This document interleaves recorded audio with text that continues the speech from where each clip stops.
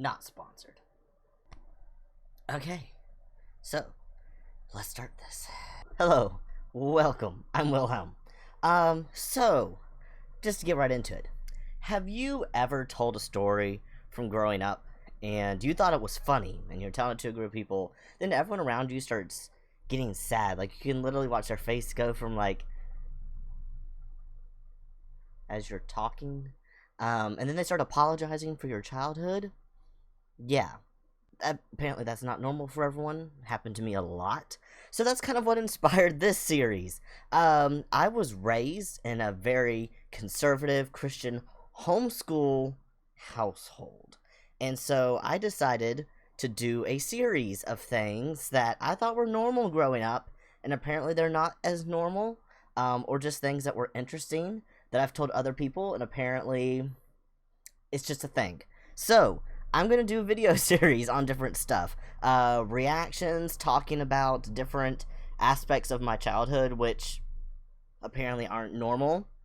Another thing me and some of my other homeschool friends talked about is the fact that public schoolers don't call themselves public schoolers. They're just normal. We always called them the public schoolers and us the homeschoolers. They called us homeschoolers, but they didn't have a name for themselves. I have confirmed this with my husband, who was public schooled his whole life. They were just normal. They didn't have a name for themselves. So that should tell you already that we come from very different worlds. I was homeschooled from 1st grade to 12th grade. I was in a private Christian school for kindergarten. Then from 1st grade on until I graduated high school, my mother homeschooled me and my sister. We were the only 2 kids, which also was rare. A lot of homeschool families had a lot of kids. We were not those. I'll probably tell some stories about some of the interesting homeschoolers. I'm not going to drop names, but I will definitely tell some stories about some of the interesting people that I knew, because those always seem to be entertaining to people. I mean, it's entertaining looking back. At the time, we were just like, oh, we're just all weird. Some of us were weirder than others, so some of us are still pretty weird.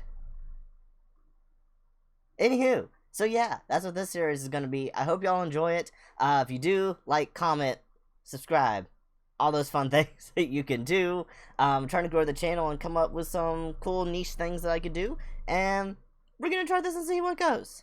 Alright, so the first topic of today, when I talk to people about doing activities and hobbies and stuff, I mean, it's normal when you grow up, you go through different phases. You have different hobbies and different stuff you do. But apparently, we were a little different because being homeschooled, we did a lot more crafts and a lot more hobbies, more rapid fire than other people. A lot of it also, I think, it just was who we were as people, because we're very crafty. No, not that type of crafty. Or are we? But anywho, I feel like I've done almost all the crafts. So I decided I'm going to make a list of every single craft that I can remember that I did as a child growing up. Because sometimes I'm telling people, I'm like, oh yeah, I did that before. And they're like, is there anything you haven't done? I'm like, the list is smaller than the things I have done. Paper crafts. We did scrapbooking for years. Along with that, we did card making for a couple years. Those were ones that were like long-term crafts that we invested tons of time and money into. I still have scrapbooks. I still have multiple scrapbooks and printed pictures everywhere. I still have tons of that stuff. Decoupage and paper mache were things that we only did for a few select crafts. We didn't do that like as a long-term hobby. Origami, that was like a personality of mine for a couple years. I went to our public library and rented every single origami book they had. I'm pretty sure I'm the only person who ever checked those books out.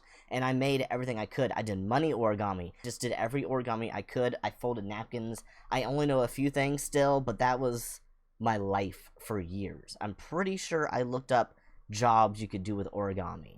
Magician was the only thing like that used like some paper folding technique. Anyway, that wasn't going to be a career option. Paper cutting, you know, we all did those things. Well, maybe we all didn't. Where you fold a piece of paper in 6 and you cut out just the corners of it and you make snowflakes. So yeah, did that for quite a while. And paper making, literally making pulp and pressing it into paper. That was just a few times. That was like science experiments we did. And also paper mending. I literally learned how to, I watched documentaries on how they used to fix old books, like old Bibles and stuff, and learned that they use like paper and how they used to revive old parchment, and I did that on some stuff because I was homeschooled. Then we have like needlework and yarn art. So quilting, I only did a little bit because I didn't have quilting machines, and that was a pain in the butt. So that hobby didn't last very long. Sewing, I started to learn how to sew on a sewing machine and hand sew from a very young age, and I still do that nowadays. I'm actually pretty good at sewing. Crochet, I mean, I've done whole crochet streams. I started that when I was in middle school, and I literally won awards for this at the Georgia National Fair. Another thing, we entered a lot of projects and crafts in the Georgia National Fair and won a lot of awards. I don't know, my parents used to have all the ribbons in a box. I don't have them. I don't know if they still exist. But I got best in show and beat out all the little grannies who had crochet things, and here I am, like, 14 years old, beating them, and they've been crocheting their whole life. So, yeah, I did pretty good in crocheting. I still keep up with it. My Etsy store, literally the only thing in it is crocheted stuff. Knitting, I tried knitting, did not last long because I'm left-handed, and I couldn't find a left-handed teacher, and I couldn't get the technique down, so I just stuck with crochet. Loom knitting, I actually did a lot of. I made lots of outfits, all sorts of things with loom knitting, and again, that was like my personality for a couple years. Braiding, and so when I say braiding, there's a whole thing about like braiding yarns into bracelets and stuff like that. We did that, and we actually sold some because we were homeschooled. That was a whole thing, braiding fabric into stuff, braiding and like weaving things together. Along with that is a phase that used to be big in like the 50s, and then it came back in the early 2000s, was plastic lacing. And maybe you were also of the age where everyone who did this, they would weave all the pieces in together, and it's also called like a boondoggle or Scooby-Doo, which is not spelled the way it sounds, but you would like make these like key chains and bracelets and stuff, and I was in on that as well. I did that for years. In fact, I still have a lot of bits, and I have a whole room that's just a closet of crafts and a lot of the materials. I don't think I have any of the plastic lace anymore, but I still have thread and stuff from when I used to braid bracelets. I'm pretty sure I still have one floating around. Anywho, after that, cross-stitching, I did briefly. My sister did more cross-stitching than me. It annoyed me. I did not like it. I thought it was way too time-consuming, oddly enough, when I did all these other things that were also time-consuming. But it drove me crazy, so I didn't do much of it. Candle wicking, which has nothing to do with candles. Okay? This is something only little old people really know what it is, and me. Candle wicking is kind of like embroidery. You use an embroidery hoop and the fabric, and you put the needle through it, but then you tie a specific knot, then go like back down in the noodle, and you make a pattern out of knots. And then I also did like some basketry and weaving. Again, this kind of goes with braiding, but different textiles. I went through a phase where I created stuff constantly out of twist ties, and I still have a few of the things laying around. I think I would interlink the ends and make long links of twist ties and braid them and weave them and make meshes and entire things. I made an entire hand with opposable joints and stuff. Yeah, homeschoolers. I said that candle wicking has nothing to do with candles, but I actually did do candle making as well. That went through a phase.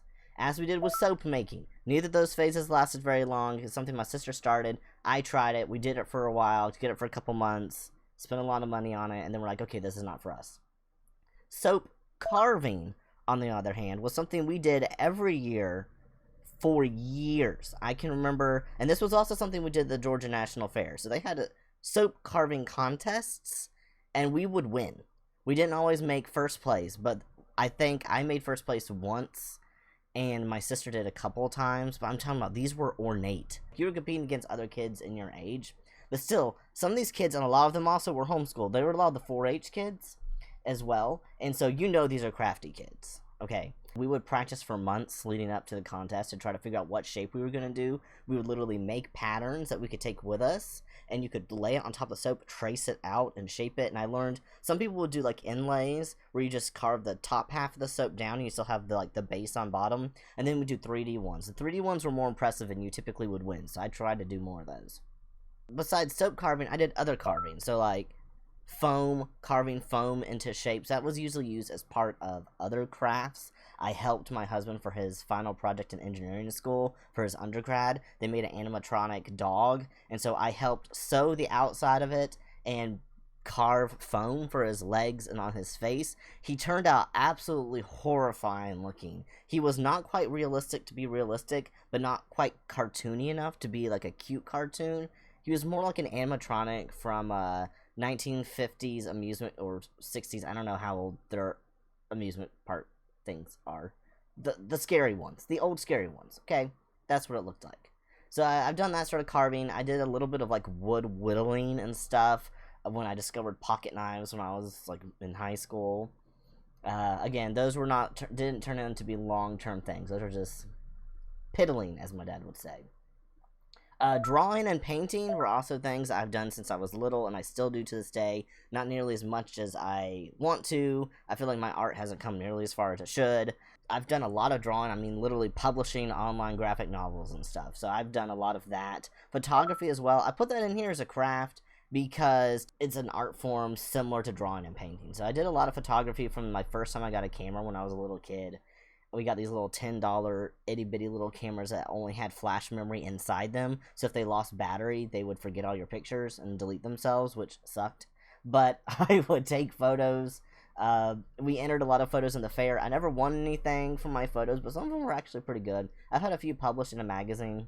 So we did pottery. I actually had a tiny little wheel that was battery powered, and you pressed it with your foot to make it go around. So I tried that. I wanted to be a potter for a while. I watched some documentaries and probably on PBS to learn about pottery. I was never very good at it, but I liked it. What I was good at, though, was modeling clay, which turned into a progression of baking clay. And I made a lot of things out of like Fimo and Sculpey, those clays that you mold it and then you bake it in the oven. My parents still have some of the stuff I made. I actually am making a video game right now. I have no clue when it's going to be out. Based on an entire village. It was the P village with the P people. And we essentially just put the word P in front of all sorts of things. And it made for some very inappropriate and funny jokes. I was like, this is too insane not to be something. This has to be in the world. So that all came from my many years of sculpting clay. Jewelry making and beading.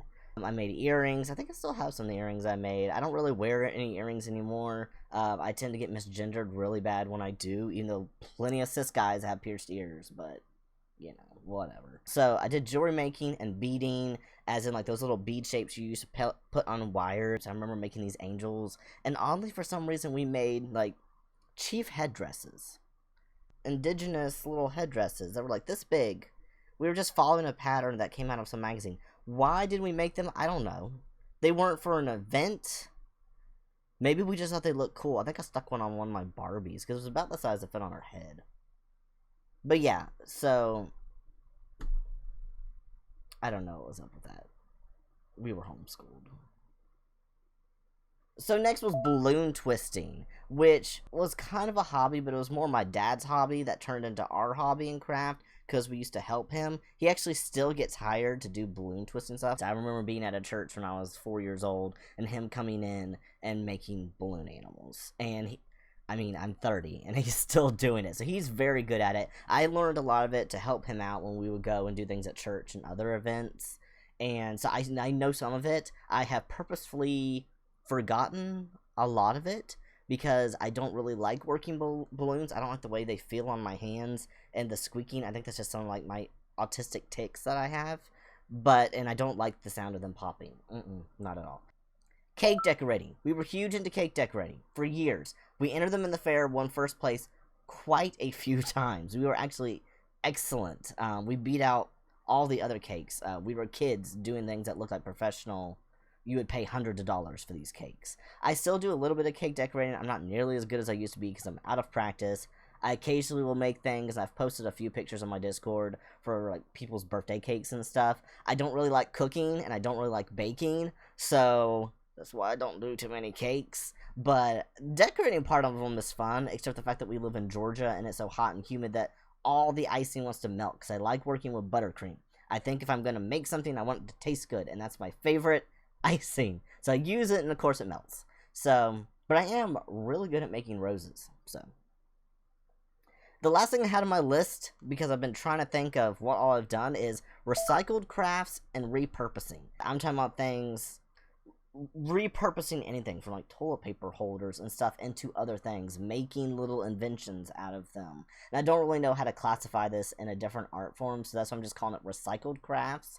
Also, for a while in the early 2000s when everyone had those Capri Sun bags, I was out here making clothes out of Capri Sun, sewing, you drink the Capri Sun, you rinse it out, you dry it, and then you sew them together and use that as your medium to make stuff. I entered a vest into the fair that I did with that, and it won first place in the recycled. So I did a lot of things. I made a lot of bags, wallets, duct tape art. That's another thing I need to add on here, because I used to make tons of stuff out of tape and duct tape.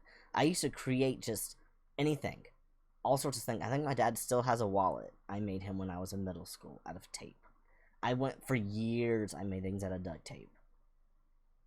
I actually considered trying to get this one scholarship that they offered people if you would make an entire outfit out of duct tape and wear it to your prom, but I didn't have enough of a heads up to do it before our prom, which that needs to be a whole nother video in itself for our dances, our homeschool dances, because we had dances. We didn't call it a prom, it was called the spring fling, but it was prom. Anyway, that is a list of the crafts that I thought of off the top of my head. I know there's more, because I have 30 years of stuff. And again, all this just comes from being homeschooled, having a lot of time on our hands, and our parents being very encouraging for us to, if we had an interest, go do it. And then some of them decide, like, hey, this is going to be something I carry with me forever. And some of them are, yeah, I tried that, and now I don't like it anymore. Pretty much, I am very familiar with all the sections in the Hobby Lobby and the Michaels. I know where to find all the things I need. But yeah, so that's it for this video. Maybe this was interesting. I don't know. I'm going to do a whole series of stuff, though. So let me know. Drop a comment, what you thought, like and subscribe, all those fun things that people always ask you to do. You know the drill. You've been on YouTube before.